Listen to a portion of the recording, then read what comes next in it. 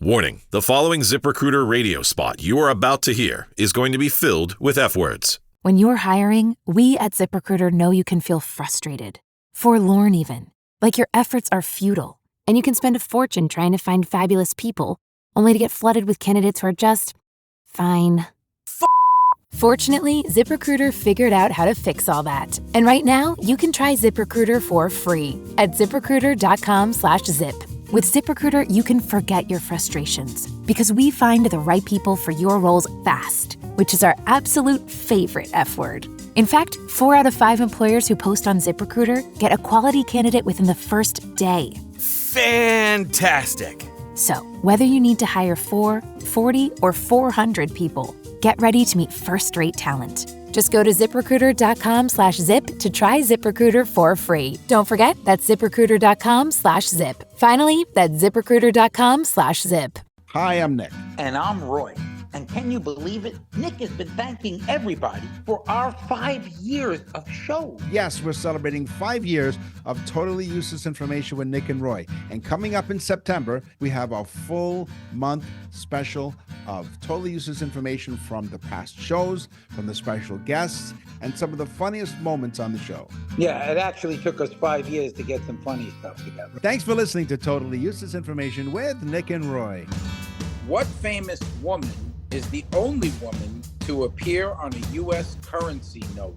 Why do Canadians love Star Trek so much? This is Totally Useless Information with Nick and Roy. Listen, laugh, and learn. Hi, I'm Nick. And I'm Roy. And we scoured the internet this week to find these facts for you. We'll also answer your mailbag questions, and in news from around the world, the king, his teddy, and his toilet seat. Totally useless information. It's everything you never needed to know.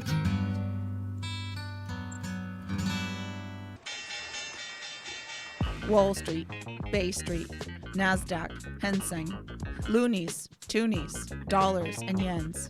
This is On the Money with Nick and Roy. She sounds so serious when she does that, huh?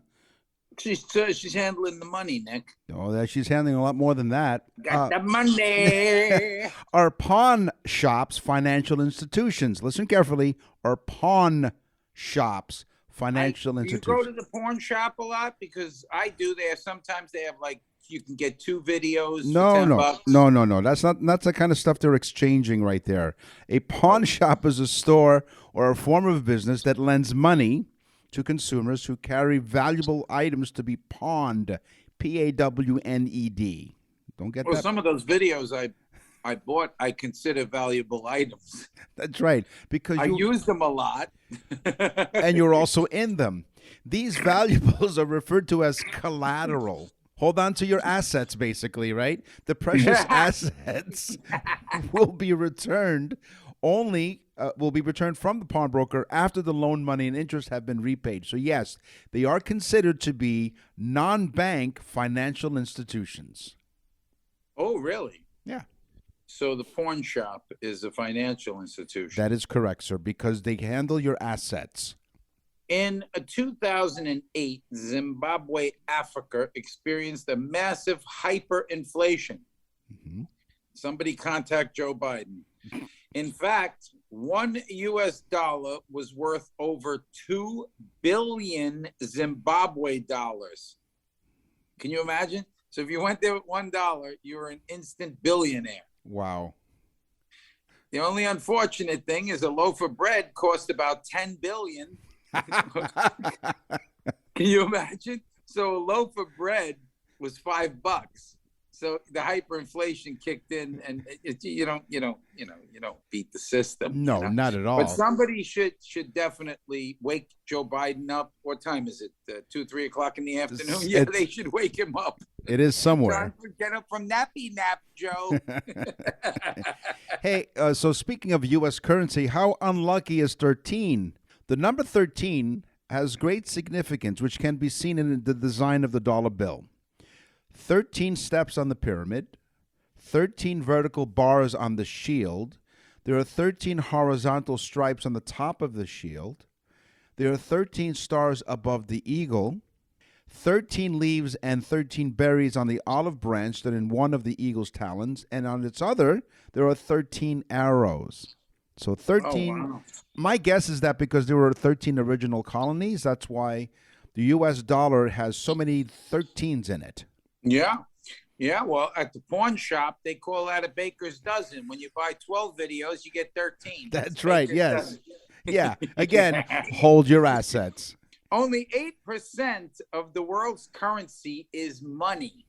Oh. Did you hear that? Only 8% is physical money. The other 92% is digital, meaning you'd never see it, touch it, feel it. It just changes hands digitally, or commodities. So only 8% is actual physical money, which I have probably 1% of that, of the world's currency, because I hate using credit cards. So you can't touch it or feel it. Again, going back to the pawn shop. Yes, you can't. No, you can't. You can go in there and look, but you can't touch or feel the employees. Absolutely not. That's a no-no, Nick. Yeah, not anymore after the lawsuit. Under the Coinage Act of 1792, I remember it well. See, I beat you to it. Gold coins had different values, including $2.50. This gold coin had a name, a nickname. It was called the quarter eagle. The $5 gold coin was named half eagle. And the $10 gold coin was called an eagle. Oh. Now, if you think those names are weird, other than Roy, wait till you find out what people call money in other parts of the world. So in Denmark, for example, the nickname for their money is called a toad. A toad. A toad. In Spain, I told you, in Spain, they call it pasta, which is weird. You would think Italy would call their money pasta. But anyway, in Australia, they refer to their currency as lobster. And in Germany, they refer to the nickname for their currency is mosquito. Yeah, and we were talking to Jeff, remember, and his father called it dough. Dough, that's right. You had a different name for it, too. Nickname was for money? Scarol. Scarol. It's like, okay, the translation is escarole, which means greens, but it's a slang term. Scarol. Scarol in your pocket. Scarol in your pocket. You pay cash money, no tax. Is that a big wad of Scarol in your pocket, or are you just happy to see me? The only woman, this is my teaser, folks, the only woman to appear on a U.S. currency note was Martha Washington. Oh. Yep. On the $1 silver certificate issued in 1886. It was only issued for a few years, and she was placed on that bill. Have you ever seen a picture of Martha Washington? No, I haven't. Is she at the pawn shop? No, they would never hang her up in the pawn shop. It's a big turnoff, Nick. It's in the birth control section. She looked like Barbara Bush, but even more manly. Oh, than that. no. Yeah.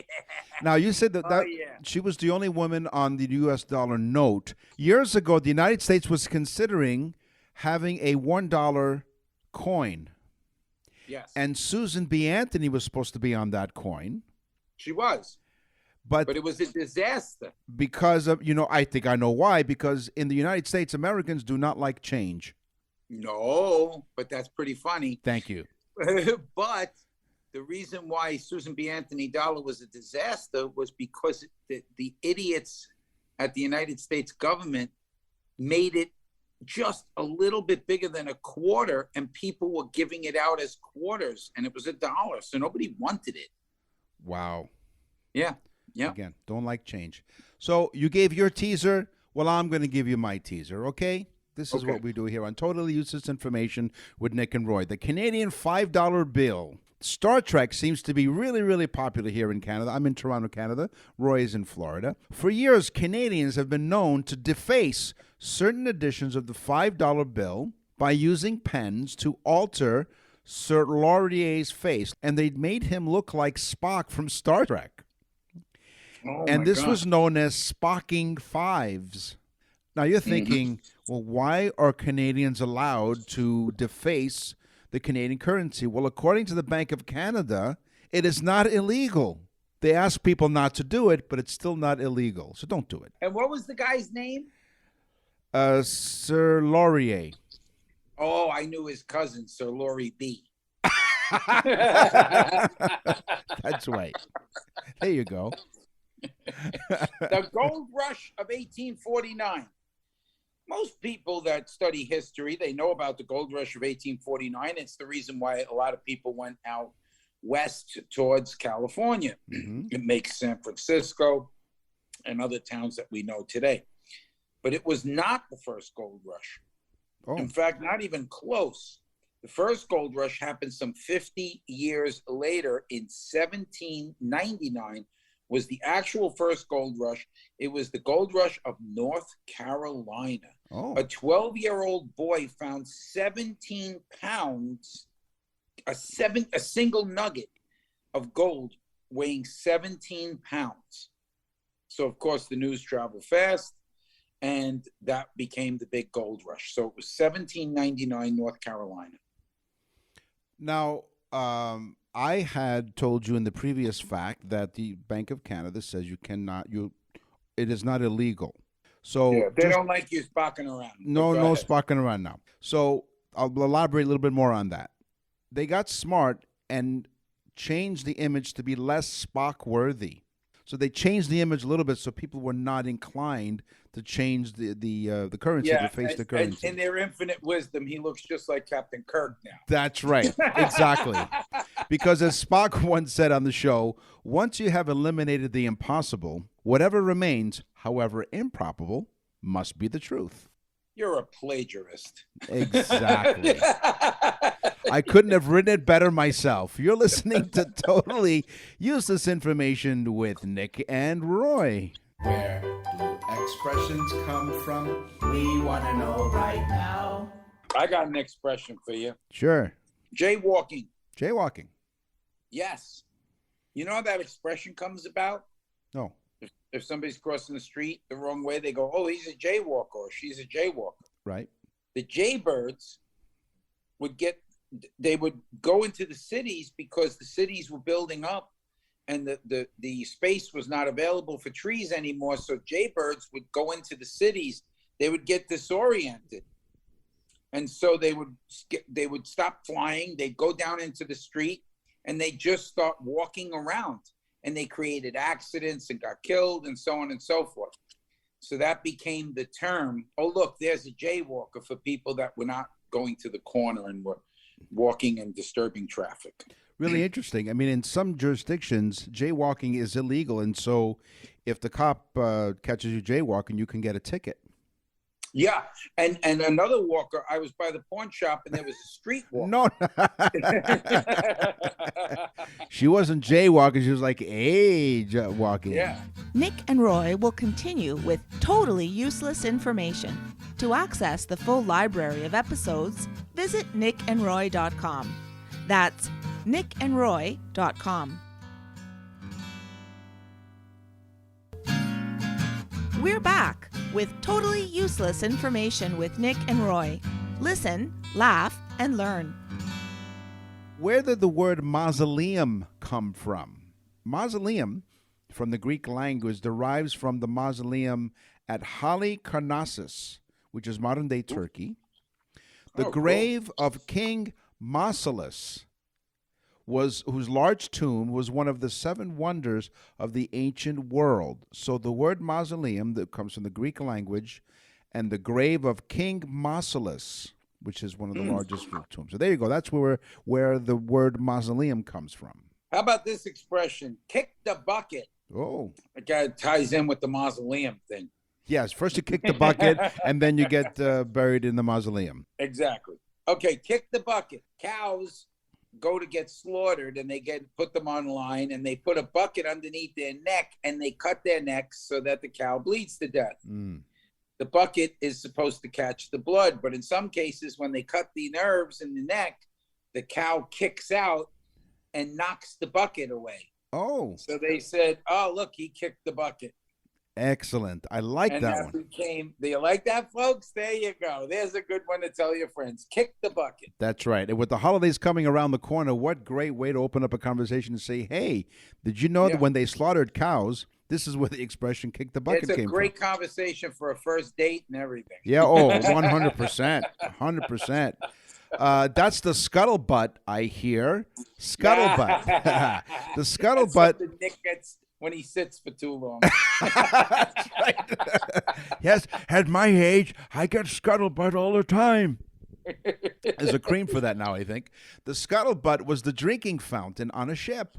When the crew would gather around for a drink, the sailors would exchange rumors of the voyage. And a scuttle, by the way, means drill and a butt in a cask. Okay? And so they would gather around, and in today's offices, of course, the scuttlebutt takes place at the water cooler where all kinds of gossip is exchanged. Scuttlebutt. Isn't that crazy? Yeah. Isn't that nuts that would be the same thing years later. It's just nuts. Let your hair down. Ladies, let your hair down. Pretty sense. I mean, it makes a lot of sense. Back in the 1700s, women would spend hours and hours in the morning to have their hair put into these elaborate updos. It took sometimes 2 servants and hours to do.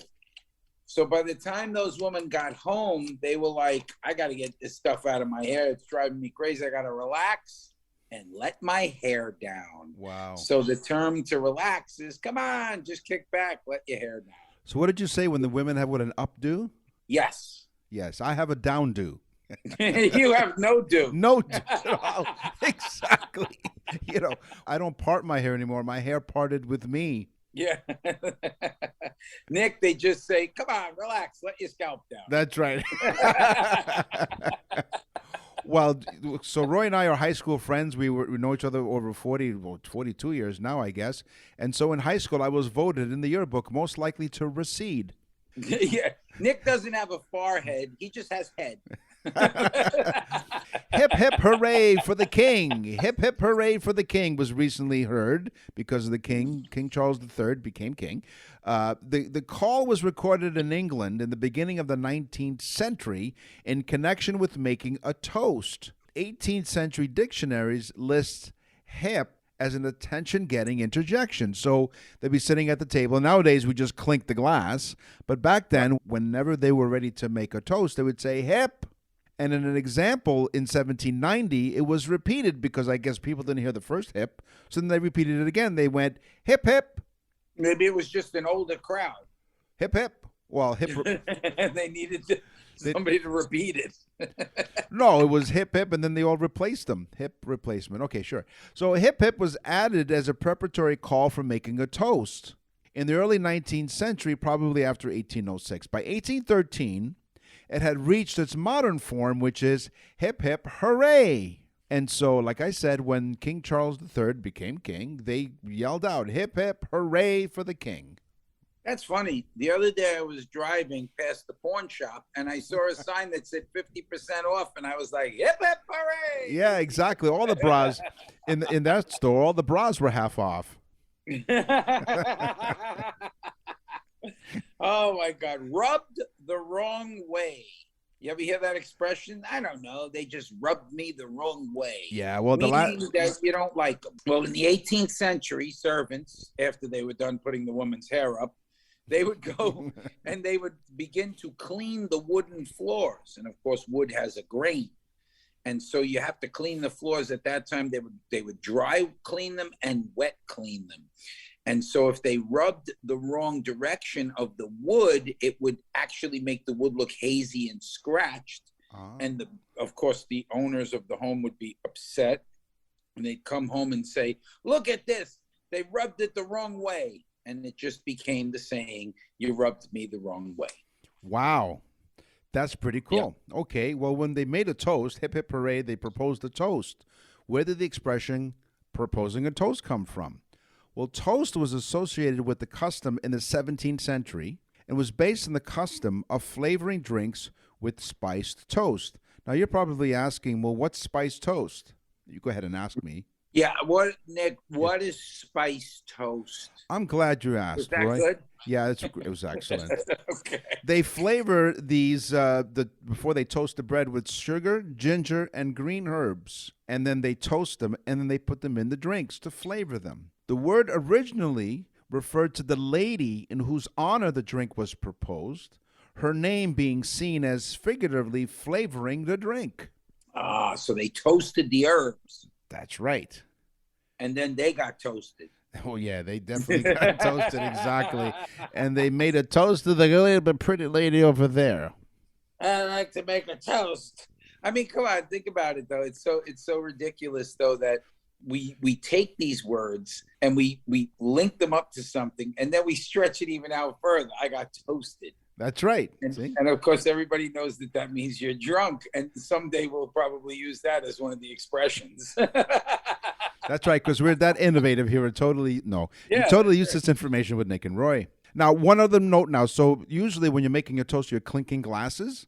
Okay. Yeah. It's been said that when toasting, it was a way to avoid being poisoned.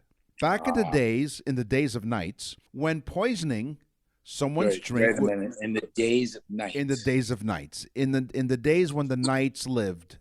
Was that daylight savings time? No. It's daylight saving time, by the way. Oh, you mean a knight, like the Knights Templar? That's correct, with the armor. In the days of nights. Yeah. You have to be, yeah, right. So in the days of nights. You know who our audience is now. That's right, exactly. And they're toasted.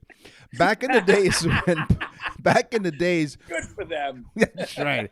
I was hip hip. All right. Hip hip for the night. So when they used to poison a foe's drink, it was a convenient way to murder them. So it was believed that the glasses were filled right to the brim and they clinked hard. A bit of the alcohol from each glass would pour into the other. Mixing drinks and then taking a sip was a gesture that the drinks were unharmed. Go ahead, you go first. No, you go first. All right, sure. Crazy. There you go. Weird time at killing people like that. In the days of night. You're listening to Totally Useless Information with Nick and Roy. We thank you very much for listening. All 66 countries now around the globe are listening to us. You know what? We're really popular, and this is based on the latest downloads that I was checking, because we find out how many people listen to our show approximately. Also, what country they're from. And apparently we're really popular in Turks and Caicos. Turks and Caicos. Turks and Caicos. So hello to the Turks and the Caicos. Have you ever been to Turks and Caicos? No, have you? I have. And? I have. Not only was I there, I literally went into their like town and everything like that. And I was told that it was not much to see there. And it was actually beautiful. Turks and Caicos is a really pretty island, and I would definitely move there. I love it. You know what? You'll be the popular person in the town, because I'm the Roy. I know. I'm quite the celebrity in Turks and Caicos. You sure are. You know, Nick, and one quick story about Turks and Caicos. Yes. There's donkeys and horses and everything running around in the streets. Wow. Okay. They don't corral them in. They just let them walk around. So cars would stop because there was just this horse in the middle of the street. It's crazy. Which is why you'd fit right in. You're listening to Totally Useless Information with Nick and Roy. Nick and Roy will continue with Totally Useless Information.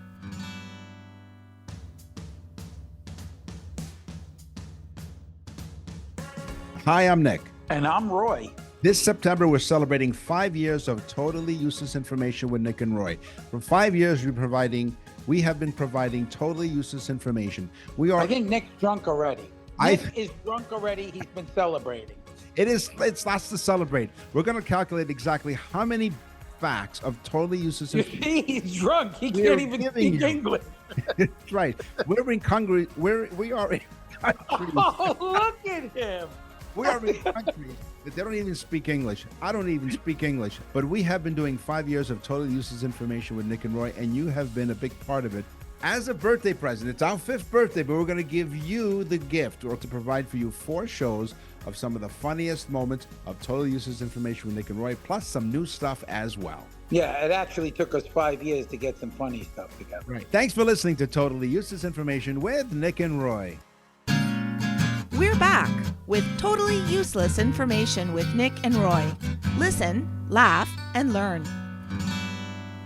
Down the Garden Path with Nick and Roy. So you've heard of money plants. No, we're not saying that money grows on trees, because money doesn't grow on trees. I don't care what they say. No. These are money plants, and 5 leaves on each branch of the money plant represent the 5 elements of feng shui. Metal, wood, water, fire, and earth. Money plants are known to bring good luck and prosperity to the home. Not only are they pleasing to the eyes, but they also spread positivity into place.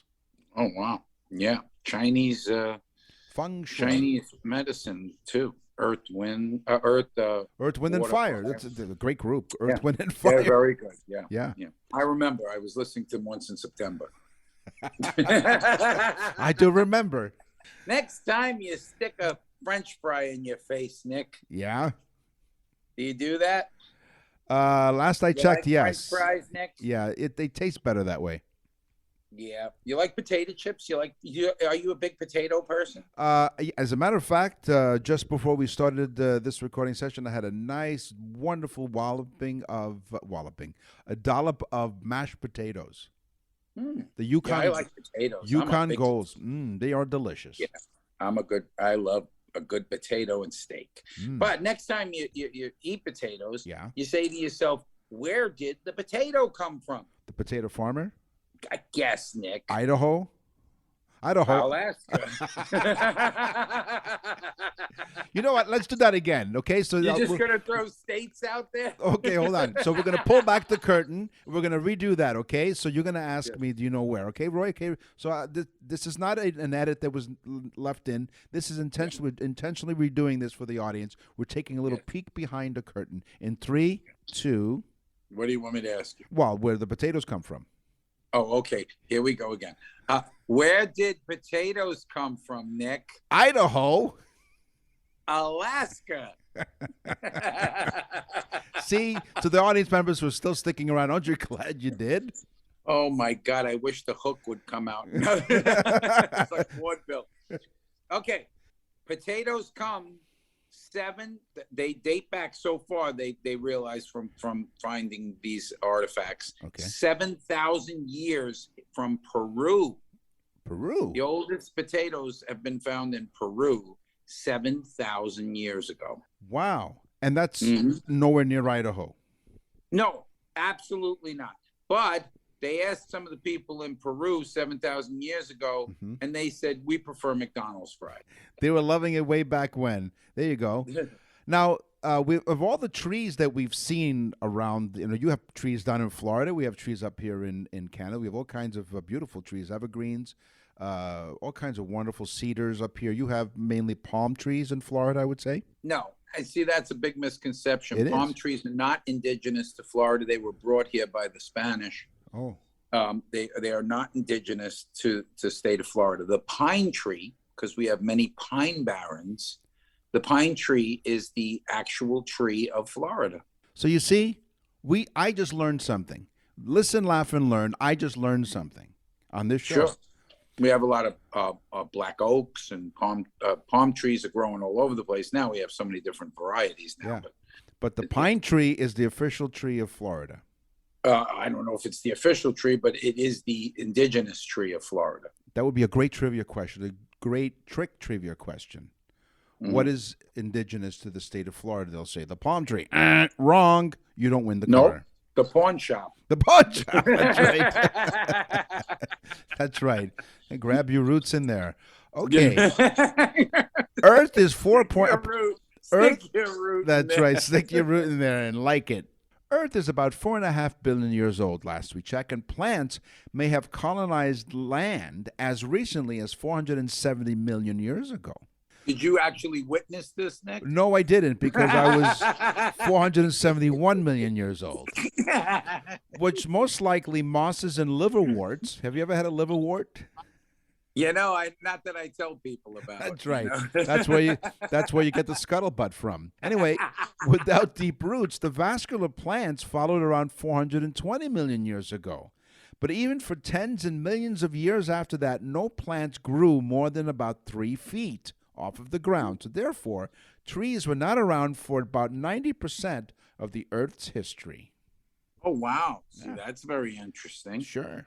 You know, we spoke about the strawberry Oh, yeah. having the seeds on the outside. It's the only fruit that bears their seed on the outside of the plant. If you ever look at a strawberry, it has all those little pricky things on it, so to speak, of the strawberry. Ooh. And so that led me to, well, after eating one of those THC gummies, I said, well, wow, how many? So I needed to find out how many actual seeds are on approximately on each strawberry. It's 200. 200 seeds. You know what? I don't doubt it at all, because every time I eat a strawberry, a couple of them get stuck in my teeth. I tried to count them, but I just kept eating them. So That's right. you could always count it the next day, I guess. Yes. When you floss, you mean? Yeah. When you Yeah. floss. That's exactly what I meant. Exactly. The bark of the white willow contains salicin, which is a chemical similar to acetylsalicylic, ASA, which is aspirin. Acetylsalicylic, basically it's similar to aspirin is what I'm saying. ASA. You said it contains salicin? Yes. I knew his cousin, Joacin. Selling Joe. Yeah. Salicin. Anyway, the bark of the white willow tree, in combination with the herb's powerful anti-inflammatory plant compounds called flavonoids, salicin is thought to be responsible for the pain-relieving and anti-inflammatory effects of the herb. So the bark of the white yellow tree is what gives us the same properties as aspirin. So go suck on the bark of a tree. Which is the most influential drug of all times, aspirin. Aspirin. Wow. Yes. Amazing, right? Broccoli and cauliflower are two of my favorites. Yeah, but not Two your of my favorite vegetables. Yeah, but not the members of your household. No, not the next day. No. But what I do is if I have a good helping of broccoli and cauliflower, Yeah. just for kicks, I go to like an office building and ride up and down in the elevator. Not as funny for them, but Yes. they are the only vegetables, folks, that are classified as not only vegetables, they're classified as flowers. Really? Thus the name cauliflower. Oh, right, of course. Yes. And it's cauliflower, but cauliflower. Right. And broccoli they come in florets, right? So like flowers of broccoli. Florets, right. They are flowers. Very good. Mhm. Boy, you're just Cool. you're full of great, useful information today. Not useful. Yeah, it's kind of what I do. Yeah. That's right. Had to When I'm vis- not at the pawn shop, I'm spewing all this stuff. That's right, exactly. Hey, brother plant. Plants can actually recognize their siblings and give them preferential treatment, competing less for valuable resources like root space when surrounded by plants that are strangers. So could you imagine? Plants recognize that their other plants are part of the same family, siblings as it were, and so they give them preferential treatment. So there's no sibling rivalry there. That's wild, huh? Yeah, it's crazy. In the show coming up, I'm going to talk about, when we talk about animals, I'm going to talk about dolphins. Dolphins actually give each other names. They do. Yes, and they know their names. All right. So it's amazing. I'm going to discuss the science behind it. Nick and I can see each other. You guys can't. Nick, do you know what that is? That to me looks like a wishbone. It is. It is a wishbone from a fowl. Okay. And have you ever heard of the wishbone flower plant? No, I've heard of wishbone salad dressing and wishbone at Thanksgiving dinner. No. Inside of the wishbone flower plant, the stamen, which is basically like the area for the seed, Yes. the stamen is shaped exactly like this wishbone. And Really? there's multiple stamens in there, yes. So it is called the wishbone plant. So it's like I went to school and brought like show and tell. Nick and Roy will continue with totally useless information. To access the full library of episodes, visit nickandroy.com. That's nickandroy.com. We're back with totally useless information with Nick and Roy. Listen, laugh, and learn. Edward Jones might have been the first celebrity stalker. He got caught trying to steal Queen Victoria's underwear 4 times. Edward Jones' life was no fairy tale, and he was caught with the monarch's clothing down his trousers, no less. Dr. Jan Bondenson, a senior lecturer at Cardiff University, spent 5 years researching his subject. He said Edward Jones was a very weird character, you think, and apart from Queen Victoria, he was never interested in women. He was extremely ugly, with a wide mouth and a low brow, and he never washed, which is why people thought he was a chimney sweep. He took the Queen's underwear the first time, and then the third time, he stole food from the kitchen, and twice he was caught sitting on the throne. Doesn't indicate which one. Instead of being thrown in prison, he was sent to live in a penal colony in Australia. The old penal colony. That's right, yes. Where they have What was his name? His name was Edward Jones. On our website, nickandroy.com, you have opportunities to send your loved one a birthday message, and now, brand new for a brand new year, anniversary messages. People are flipping out. And by the way, it's the people that forced us into doing the anniversary message. We had so many requests for anniversary messages. Could you do an anniversary message? Could you do it just like the birthday? Folks, if you don't know what we're talking about, go to nickandroy.com, click on birthday message. You are going to see it's a mini show that we do with all totally useless information for your loved ones, and they are going to flip out. They are going to, I'm telling you, they send it to everybody. We get comments from people, friends of theirs, that, oh my God, how do I get one of these? How do I do, So nickandroy.com, go on birthday messages. It is the greatest gift of all time, and it's inexpensive. Exactly. Website is nickandroy.com. Up until 2001, Disney employees were not allowed to wear their own underwear under their costumes. They had to share Disney. Were they part of Sniffer there? Yeah, Edward Jones did not work for Disney.